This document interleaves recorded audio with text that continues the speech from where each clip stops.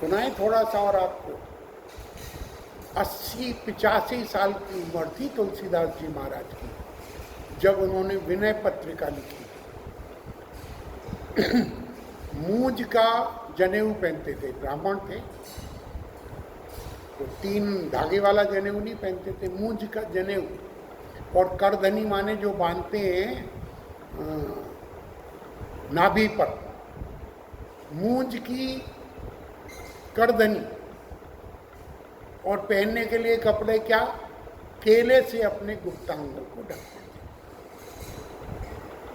थे। ऐसे तुलसीदास जी महाराज इतने ज्ञानी, जिनकी रामचरितमानस के बारे में आपने सुना होगा कि लोगों ने बहुत तरह से उसकी आलोचना की।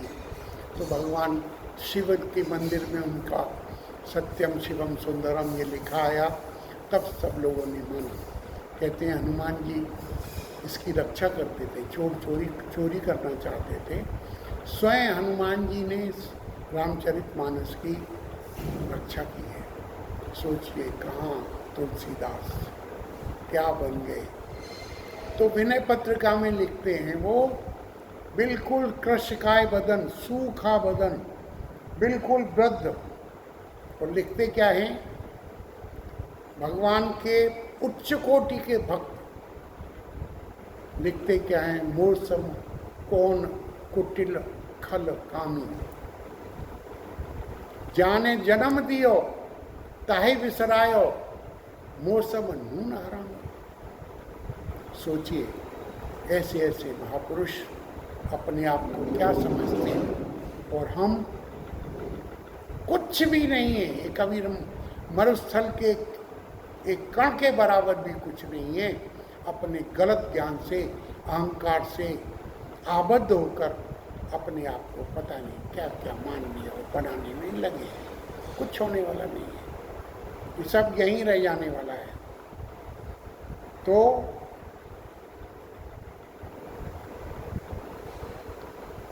शरीर केवल कर्म करने का माध्यम है। अब भगवान आएंगे कर्म योग पर। अगर सत्ता महत्ता का अनुभव हो गया, सांख्य योग में आप सफल हो गए और आपने अपनी सत्ता को अनुभव कर लिया, तो एक बात। अब भगवान कहते हैं कि शरीर केवल कर्म करने का साधन है, एकदम बेकार नहीं है, परिवर्तनशील है।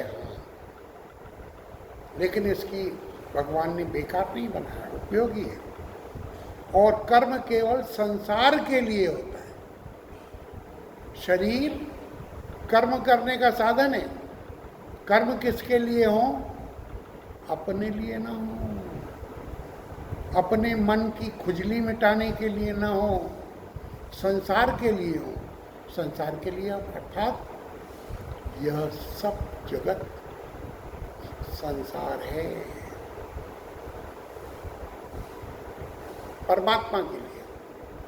संसार के लिए अर्थात हमारे सारे के सारे कर्म परमात्मा के निवेदन करने के लिए।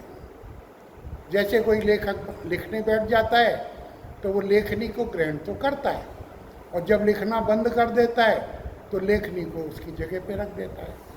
ऐसे ही साधक को, जैसे लेखक लेखनी का लेखन के लिए प्रयोग करता है, ऐसे ही साधक को शरीर का कर्म परमात्मा के लिए करने चाहिए।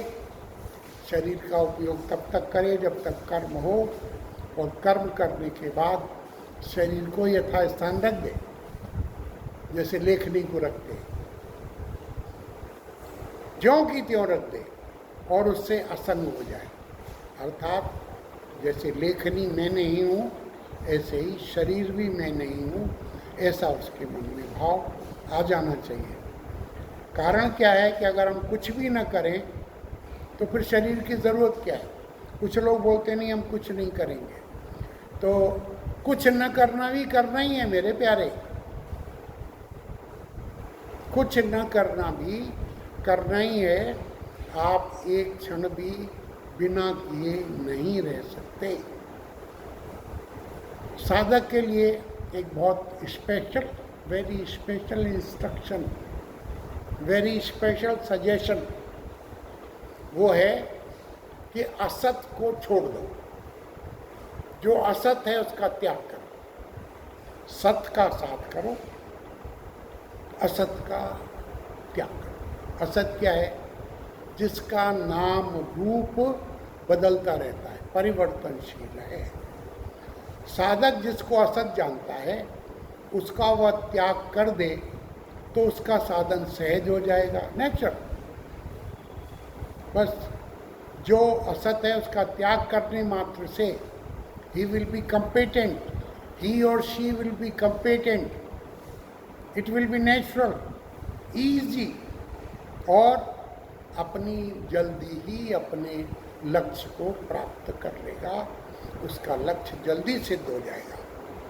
साधक की अपने साध्य में जो प्रियता है वही साधन कहलाती है। यह प्रियता किसी वस्तु, व्यक्ति, योग्यता, सामर्थ्य आदि के द्वारा अथवा किसी अभ्यास के द्वारा प्राप्त नहीं होती। यह गुण साधनते नहीं हुई, परंतु साध्य में अपने साध्य क्या है? तीन होते हैं, साधक, साधन और साध्य। साध्य माने लक्ष्य। आपका एम क्या है? What's your ultimate goal? Means to attain that goal are called साधन।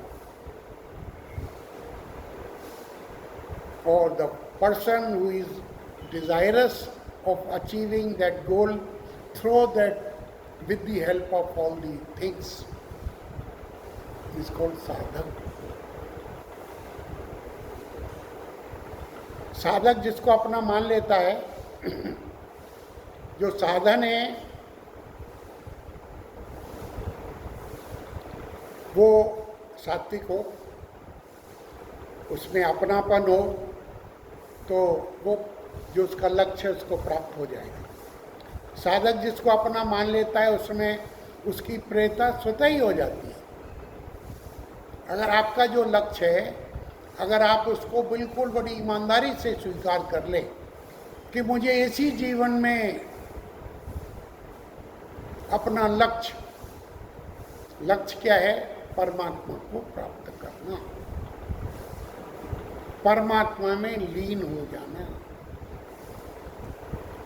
सारे के सारे जगत को परमात्मा रूप में देखने की दृष्टि प्राप्त कर लेना। तो अगर उसका वो है तो फिर उसमें उसकी प्रीति हो जाएगी, सहज प्रीति हो जाएगी, उसी को चाहने लगेगा। परंतु इसमें भी चार बातें कही गई हैं। वास्तविक अपनापन के लिए चार बातें होना आवश्यक है। एक तो हमारी लक्ष्य में सधर्मता, अर्थात जैसे हमें वैसा लक्ष्य हो और स्वरूप से दोनों एक हो। जैसे कहा है ना, तत्वमसि, आत्मा और परमात्मा दो नहीं हैं, आत्मा ही परमात्मा है। तो स्वरूपगत एकता है आत्मा की और परमात्मा की, ऐसा होना चाहिए। और दूसरा, जिससे हम संबंध बनाने जा रहे हैं उससे नित्य संबंध हो। नित्य माने ऑल द टाइम, सोते जगते उठते बैठते, बचपने में, जवानी में, बुढ़ापे में, मरने में, नित्य संबंध होना चाहिए। और संबंधी ना हो, उससे हमारी कोई चाह ना हो। सांसारिक भोग चाहते हैं ना हम, जिससे अब चाहते हैं तो उससे कुछ न कुछ हमें चाहिए। तो प्रेम हो, दिव्य प्रेम, प्रेम मात्र, only attachment, only love, only devotion, कोई स्वार्थ नहीं, कुछ हमें नहीं चाहिए।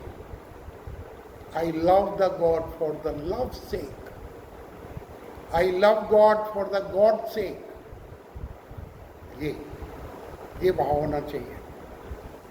और ये भी बहुत इम्पोर्टेंट है कि जो भी कुछ मेरा है सब तेरा ही तो है, तेरा तुझको सौंपते क्या लागे है मेरा। हे परमात्मा, मेरा मेरे में क्या है? ये शरीर तेने दिया, मन बुद्धि चित्त का अहंकार तेने दिए, ये सब मैं सुना चुका हूँ आपको पहले। किन किन देवताओं की कृपा से ये शरीर चल रहा है। मन बुद्धि चित्त अहंकार किन किन देवताओं की कृपा से चल रहा है क्या इसमें हमारा? बहुत बेईमान है हम, बहुत कृतज्ञ हैं। परमात्मा का सब कुछ है और इसे हम अपना माने बैठे, और माने ही नहीं बैठे, इसी के लिए हम अपने जीवन लगा रहे हैं। तो क्या है? तेरा तुझको सौंपते क्या लागे है मेरा। परमात्मा का है, इसमें अहंकार क्या है कि मैंने किया। 20 साल पहले आपने किसी को दान दिया था, वो व्यक्ति सामने आ गया, याद आ गया तुरंत इसको, हम दाता बने थे, हमने दान दिया था, आपने दान दे दिया। वो तो आपकी खोपड़ी में चढ़ के बैठा हुआ है।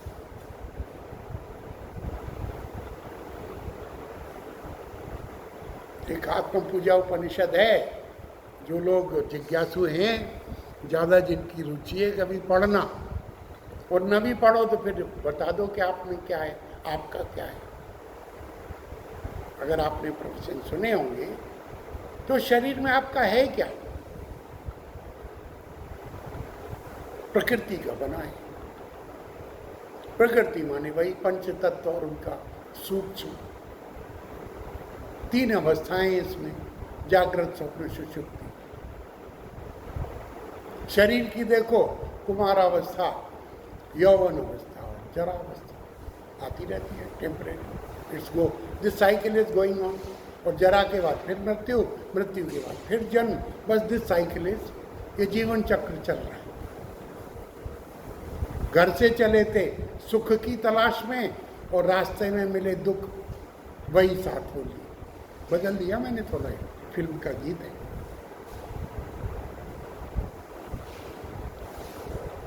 सुख जो है अवश्य परिवर्तित हो जाएगा।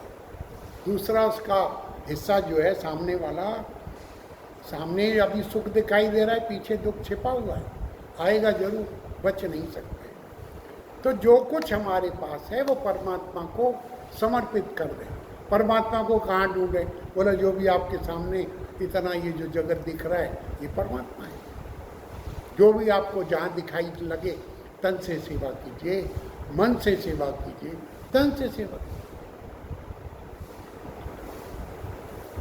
किसी व्यक्ति की सेवा नहीं है, ये परमात्मा की सेवा है।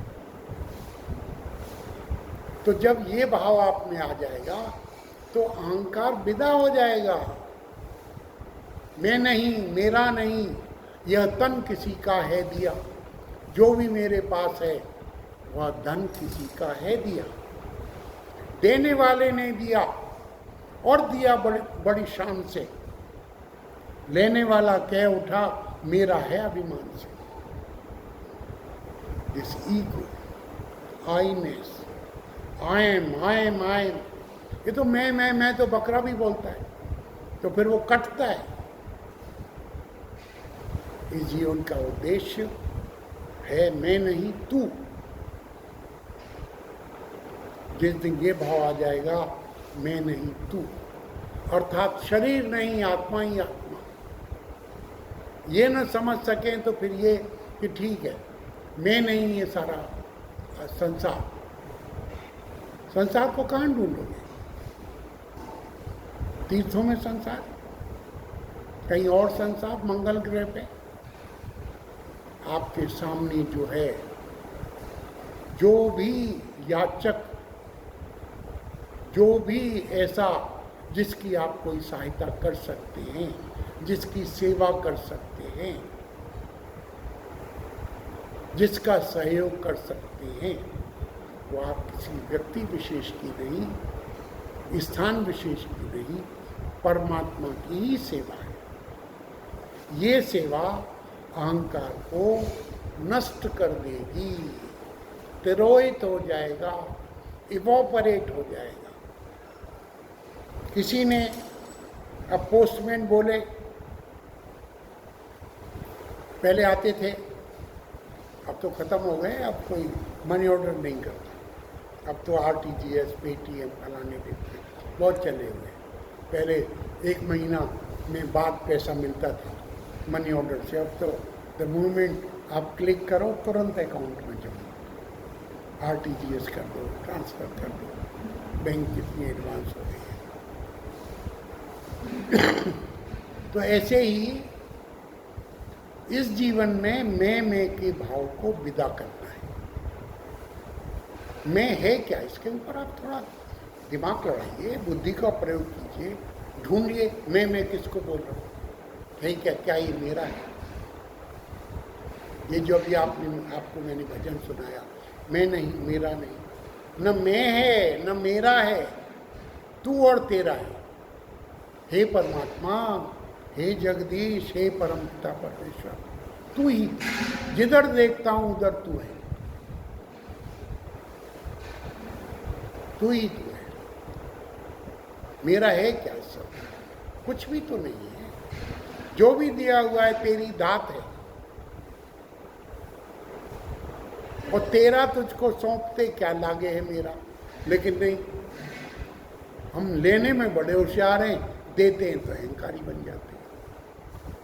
उस अहंकार में देते समय हमारी कामनाएं होती हैं, वो कामना भी टिकने वाली तो होती नहीं। कामनाओं को भी, आपकी वासनाओं को, इच्छाओं को भगवान ने 18वें अध्याय में विवेचन करेंगे। तामसी, राजसी और सात्विक, प्रत्येक कर्म इन 3 श्रेणियों में आएगा, तामसी, राजसी और सात्विक। मन बड़े काम की चीज़ है, अभी धीरे धीरे बताएंगे आपको। मन आप एक पुल समझ लीजिए। मन क्या है? पुल। एक तरफ संसार है, परमात्मा का बनाया हुआ ये विलास संसार है, और एक तरफ पुल के दूसरी तरफ परमात्मा स्वयं है, बीच में बैठा है ये मन। आप चाहें संसार की यात्रा कीजिए, परिवर्तनशील की, टेम्परेरी की यात्रा कीजिए, उसमें सत्य बुद्धि मानकर, भ्रमित होकर अपने जीवनों को बर्बाद करते आए हैं, और बर्बाद कीजिए। और या फिर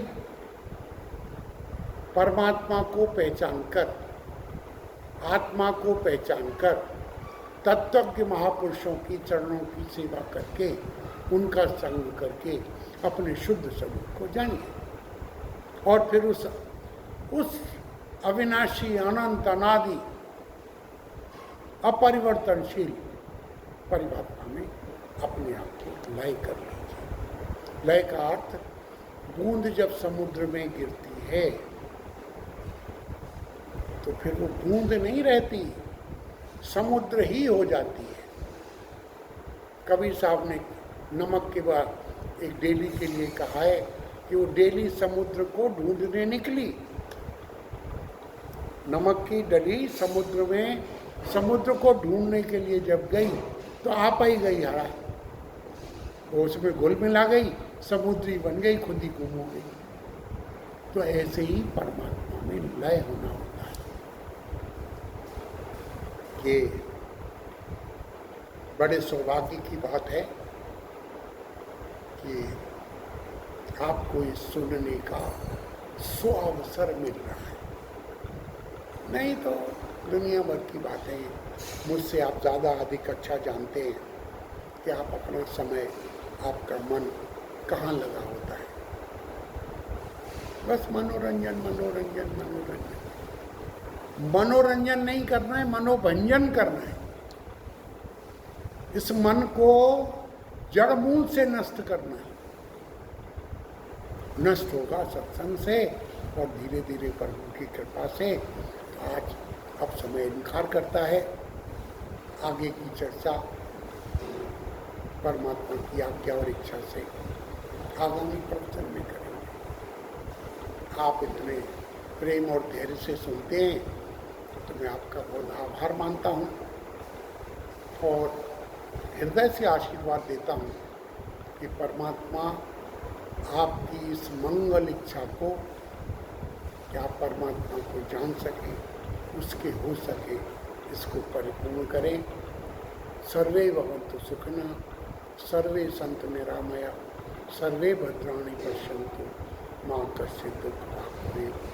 सभी सुखी और आनंदित रहें, किसी को कोई कष्ट बीमारी न हो, ऐसा परमात्मा के श्री चरणों में नमन करते हुए इच्छा प्रकट करता हूँ और आपको आशीर्वाद देता हूँ। सर्वे भवन्तु सुखिनः, सर्वे सन्तु निरामया, सर्वे भद्राणि पश्यन्तु मां कश्चित् दुःखभाग् भवेत्। नानक नाम चढ़ती कली तेरे पानी सर्वदा भला। ओम शांति शांति शांति।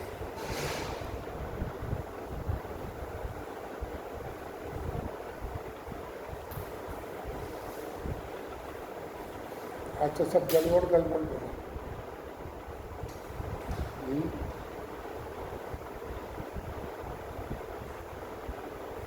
ज़्यादा श्लोक